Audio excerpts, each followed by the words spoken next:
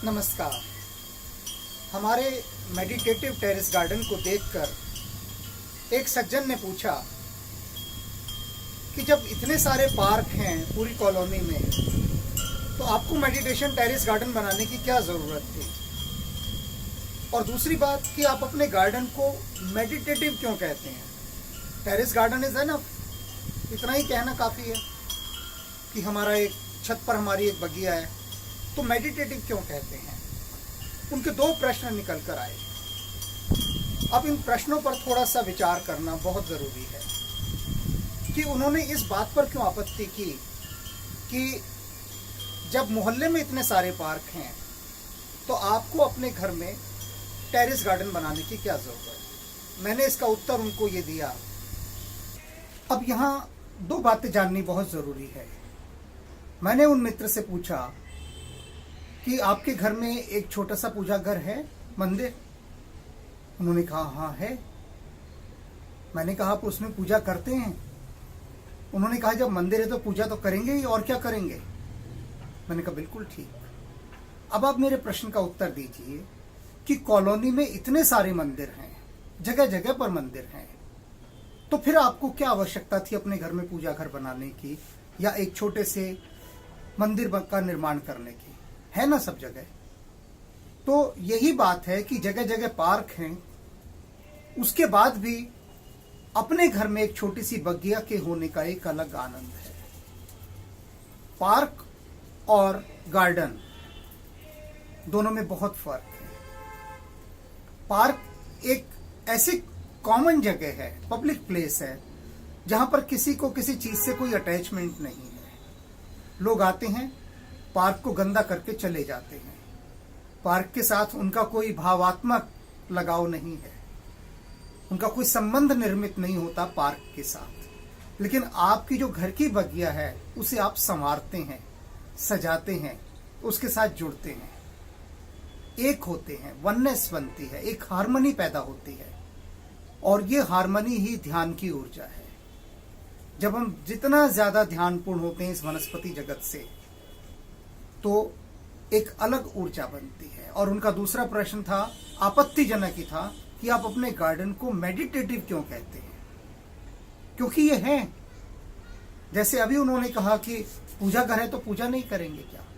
जब मैं हिमालय से लौटा था तो मुझे यही कहकर महायोगियों ने लौटाया था कि जब दिल्ली जा रहे हो तो एक ऐसे स्थान का निर्माण करो जो बुद्ध क्षेत्र बने, बुद्धा फील्ड।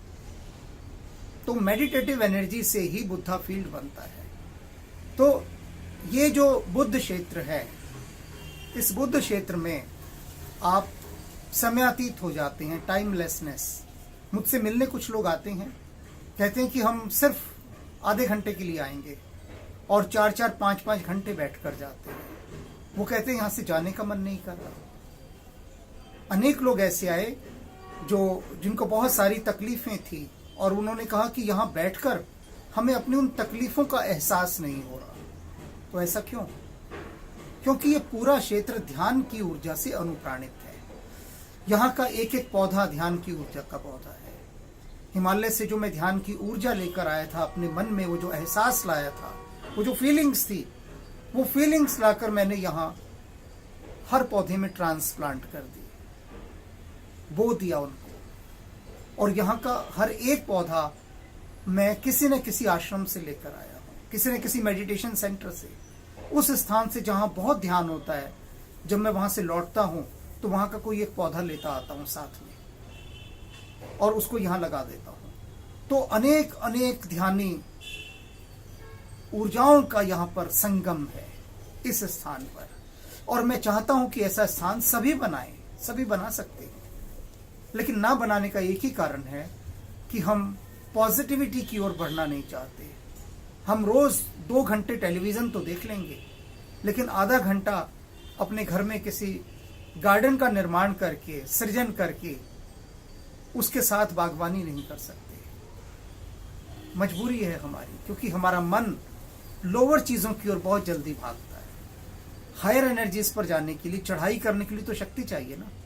आपको कहीं पहाड़ चढ़िए तो मुसीबत आ जाती है। जब लोग मेरे यहाँ आते हैं कई बार तो कहते हैं कि कौन से फ्लोर पर है आपका टेरेस गार्डन? मैंने कहा 4th फ्लोर। तो कहते हैं ओहो 4th फ्लोर। तो पहली नेगेटिव अप्रोच उनकी वहीं से शुरू हो जाती है, 4th फ्लोर। क्यों? क्योंकि श्रम लगता है, चढ़ने में शक्ति लगती है, ऊपर जाना सदा मुश्किल रहा है, ढलान पर जाना सदा आसान रहा है, तो मन ढलान वाले रास्ते खोजता है। टेलीविजन देखने में उसका कुछ नहीं लगता, बैठा देख रहा है, आलस और प्रमाद और घेर लेता है। तो इस जगह का, जब हम ऐसी जगह का निर्माण करते हैं तो यहाँ का एक एक पौधा हमारे को शक्ति देना शुरू करता है, एक ऐसी शक्ति जो उस विराट से मिलती है। उस विराट अस्तित्व की ऊर्जा को ये वनस्पति जगत पी लेता है और पीकर हमें लौटाने का प्रयास करता है, अगर हमारी रिसेप्टिविटी अच्छी हो। और दूसरी बात एक और उन्होंने कही कि आपके बाग में, इस बागीचे में, बगिया में, छोटी सी में, एक टमाटर होगा, एक नींबू होगा, एक अमरूद आया, आप बहुत खुशी से भर जाते हैं। उस एक अमरूद की आप 10 फांक कर कर बांट देते हैं। बाजार में कितना अमरूद मिल रहा है, कितना नींबू मिल रहा है, कितना धनिया पुदीना मिल रहा है, तो इस छोटे से की क्या वैल्यू? मैंने कहा आपने बिल्कुल सही शब्द का इस्तेमाल किया, वैल्यू। वैल्यू ही इसी की है। आप बाजार में जाइए, जितना मर्जी हलवा खाइए आप, कोई मनाही नहीं है हलवे खाने की, जितना मर्जी लीजिए। लेकिन जब आप गुरुद्वारे जाते हैं तो वहां पर हलवे में इतना सा हलवा मिलता है, वो हलवा नहीं होता, वो गुरु प्रसाद है। तो परमात्मा का वो प्रसाद बन गया और उस प्रसाद को आपने ग्रहण किया और अपने को धन्य का अनुभव किया। कितनी धन्यता का अनुभव करते हैं आप कि हमें प्रसाद मिला, क्योंकि उसमें सारी ऊर्जा ध्यान की ऊर्जा आ चुकी होती है। तो यहाँ का या आपके यहाँ का भी, जब भी एक छोटा सा कोई फल आपका मिलेगा, कुछ भी मिले, अमरूद मिले, टमाटर मिले, धनिया पुदीना, तो उसके अंदर आपका होना होगा, आपकी अपनी ऊर्जा समाई होगी। जैसे अपना बच्चा होता है ना, संसार में कितने बच्चे हैं, लेकिन अपना बच्चा कितना प्यारा लगता है। तो वही बात, तो प्रयास करें। और अब मैं थोड़ी सी चर्चा इस पर करूंगा कि क्यों अपने घर में बगिया या गार्डन का निर्माण किया जाए, क्या कारण है, उसके क्या फायदे हैं।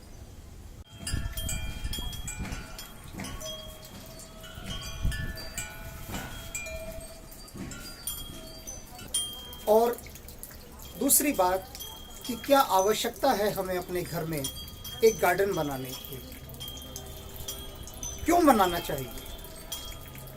क्योंकि बगिया की एक सबसे बड़ी विशेषता होती है कि वहां पर लगे सारे पौधे आपके यहाँ की नेगेटिव एनर्जी को सक कर लेते हैं। जितनी भी नकारात्मक ऊर्जा होती है, उस नकारात्मक ऊर्जा को वो पी जाते हैं।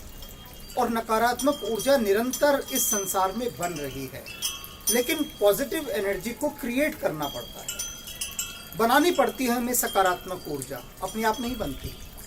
आप देखें चारों तरफ कितने अननेसेसरी खरपतवार उगाते हैं, वीड्स, जगह जगह घास उगाई है, लेकिन गेहूं, चावल इत्यादि जो फसलें हैं, सब्जियां हैं, वो हमें उगानी पड़ती है ना। तो जितनी भी फसलें हैं वो उगानी पड़ती हैं, अपने आप नहीं उगाती। इसी तरह से पॉजिटिव एनर्जी को क्रिएट करना पड़ता है, वो अपने आप होती नहीं, सोई होती है। नेगेटिव एनर्जी हमेशा एक्टिवेट होती है। तो आपके घर की सारी नेगेटिव एनर्जी ये पौधे ले लेते हैं, और जितने ज़्यादा पौधे ये एक्टिवेट होंगे मेडिटेटिव एनर्जी से, उतना ज़्यादा इनका इम्पैक्ट होगा, उतना ज़्यादा प्रभाव होगा। तो उसके लिए क्या है कि आपके घर में जो गार्डन है, उस गार्डन में बैठ के लगातार आपको ध्यान और सिमरन करना है, जो हम नहीं करते हैं अक्सर। मैंने अनेक धार्मिक संस्थाओं के अनेक ऐसे लोग देखे जो अपने गुरु को बहुत मानते हैं, और उनके गुरु कहते हैं कि रोज कम से कम 2.5 घंटे ध्यान किया करो, 1.25 घंटा सुबह, 1.25 घंटा शाम को, या अपने हिसाब से। वो अपने गुरु को तो बहुत मानते हैं, लेकिन गुरु की बात नहीं मानते।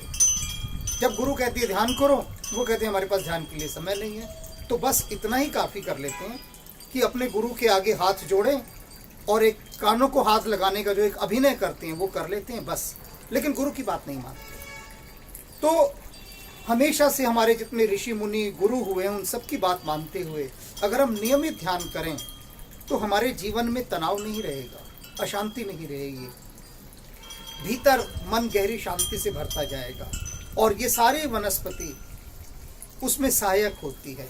क्योंकि कभी ना कभी किसी न किसी समय हम भी इस वनस्पति का एक हिस्सा थे और मज़े की बात है कि आज भी हैं।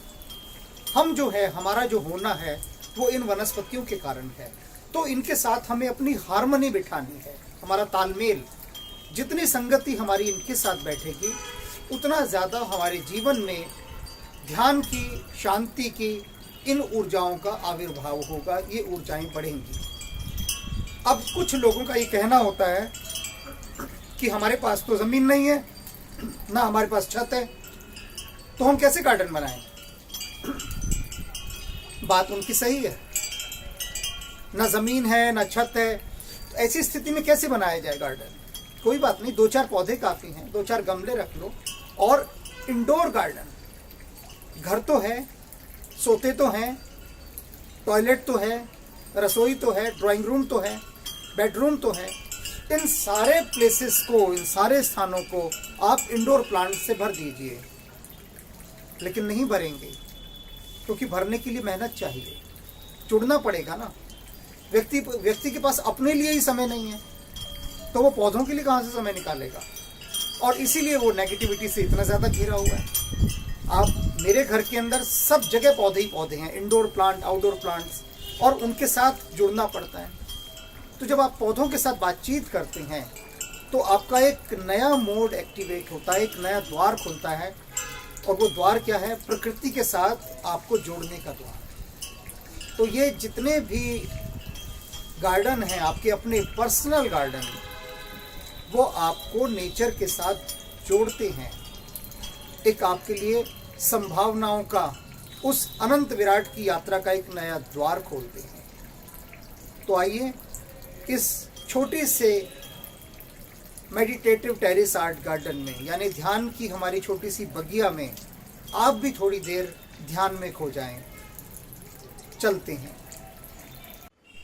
पिछली सर्दियों में हमारे अमरूद के पेड़ ने 4 अमरूद हमें खिलाए थे। अब की बार उसमें 2 अमरूद ही आए हैं, काफ़ी बड़े हैं, शायद अगली बार दे। और इधर नींबू तो बहुत लगने लगे हैं।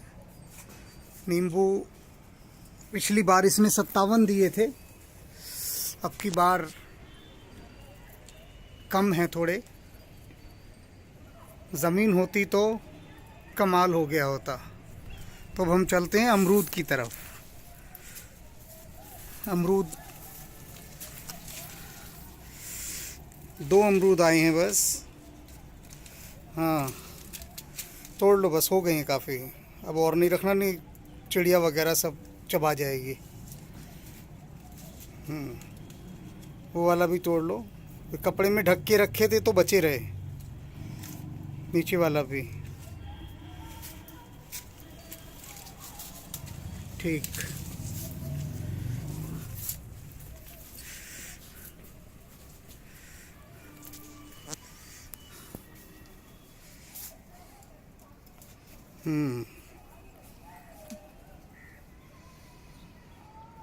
बढ़िया। अब खिलाओ, प्रसाद में सबको खिलाओ।